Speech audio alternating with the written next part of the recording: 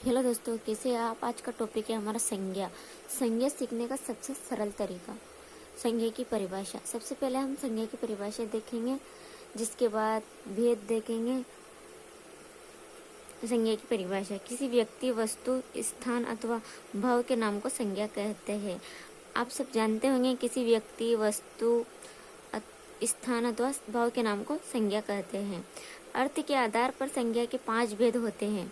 पहला है व्यक्तिवाचक संज्ञा, जातिवाचक संज्ञा, दूसरी जातिवाचक संज्ञा, तीसरी संज्ञा है समूहवाचक संज्ञा, चौथी पदार्थवाचक संज्ञा, पांचवी भाववाचक संज्ञा।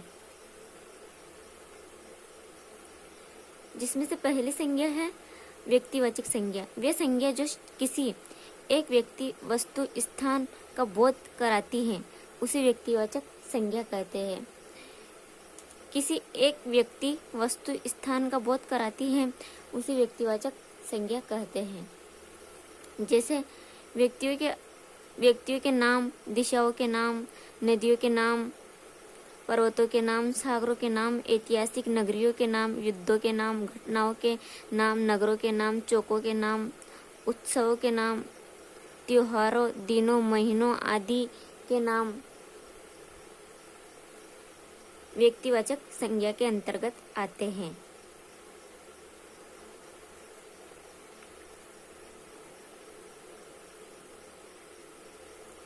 जैसे उदाहरण है, दिशाओं के नाम में पूरब, पश्चिम, दक्षिण, उत्तर, राम, नाम में राम, देश, भारत देश, अमेरिका, ये सब व्यक्तिवाचक संज्ञा के अंतर्गत आते हैं। ऐतिहासिक नगरी उज्जैन, युद्ध, पानीपत का युद्ध, हल्दी घाटी का युद्ध, होली, दिवाली, गणतंत्र दिवस, स्वतंत्र दिवस, सोमवार, मंगलवार, ये सारे दिन, वार इसमें आते हैं, व्यक्तिवाचक संज्ञा के अंतर्गत आते हैं। चांदनी चौक, हिंद महासागर, जहाँ पर किसी एक व्यक्ति, वस्तु, स्थान का बोध हो वहाँ पर व्यक्तिवाचक संज्ञा कहलाती है। दूसरी संज्ञा है जातिवाचक संज्ञा। ऐसे शब्द जो किसी व्यक्ति, वस्तु, स्थान की जाति का बोध कराते हैं उसे व्यक्तिवाचक संज्ञा कहते हैं। वे व्यक्तिवाचक संज्ञा के अंतर्गत आते हैं। जैसे संबंधियों, वस्तुओं, पदों, कार्यों, पशु पक्षियों, प्राकृतिक तत्वों जातिवाचक संज्ञा के अंतर्गत आते हैं। जैसे संबंधियों, जैसे माता पिता, भाई बहन, और कुर्सी, मोर एक जाति है, हाथी, भूकंप, तूफान आदि जातिवाचक संज्ञा के अंतर्गत आते हैं। तीसरी संज्ञा है समूहवाचक संज्ञा। ऐसे शब्द जिनसे किसी व्यक्ति अथवा वस्तु के समूह का बोध हो उन्हें समूहवाचक संज्ञा कहते हैं। ऐसे शब्द जिनसे किसी व्यक्ति वस्तु के समूह का बोध हो वे समूहवाचक संज्ञा कहलाती है। जैसे सेना, भीड़ में बहुत सारे लोगों की भीड़ होती है तो उनका एक समूह होता है। जनता, मंडल, गुच्छा आदि समूहवाचक संज्ञा के अंतर्गत आते हैं। चौथी संज्ञा है पदार्थवाचक संज्ञा। ऐसे शब्द जिनको गिना नहीं जा सकता, अर्थात जो नाप तोल संबंधित होते हैं उन्हें पदार्थवाचक संज्ञा कहते हैं। ऐसे शब्द जिनको गिना नहीं जा सकता अर्थात जो नाप तोल संबंधित होते हैं उन्हें पदार्थवाचक संज्ञा कहते हैं। पदार्थ 3 प्रकार के होते हैं, ठोस, द्रव और गैस।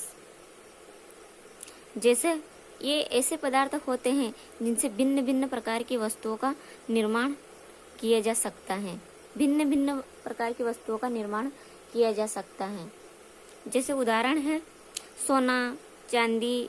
सोने से भी कई प्रकार की चीज़ें बनाई जाती है। चांदी से, लकड़ी से बेड, कुर्सियाँ, लोहा से बहुत सारी वस्तुओं का निर्माण किया जा सकता है। दूध, घी, पानी, ऑक्सीजन आदि पदार्थवाचक संज्ञा के अंतर्गत आते हैं। पांचवी संज्ञा है वे संज्ञा शब्द जो किसी गुण अथवा धर्म का बोध कराते हैं उन्हें भाववाचक संज्ञा कहते हैं। वे संज्ञा शब्द जो किसी गुण अथवा धर्म का बोध कराते हैं उन्हें भाववाचक संज्ञा कहते हैं, भाववाचक संज्ञा कहते हैं। जैसे ये ऐसे शब्द होते हैं जिनको न देखा जा सकता है और न स्पर्श किया जा सकता है, केवल महसूस किया जा सकता है। ना तो देखा जा सकता है और न स्पर्श किया जा सकता है, केवल महसूस किया जा सकता है, भाववाचक संज्ञा के अंतर्गत आते हैं। जैसे उदाहरण है प्रकाश, अंधेरा, बुढ़ापा, मिठास।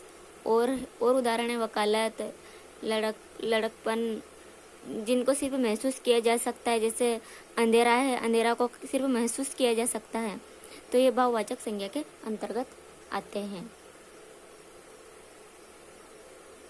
इस वीडियो में दोस्तों परीक्षा की दृष्टि से मेरी तरफ से आपके लिए एक छोटी सी मदद है।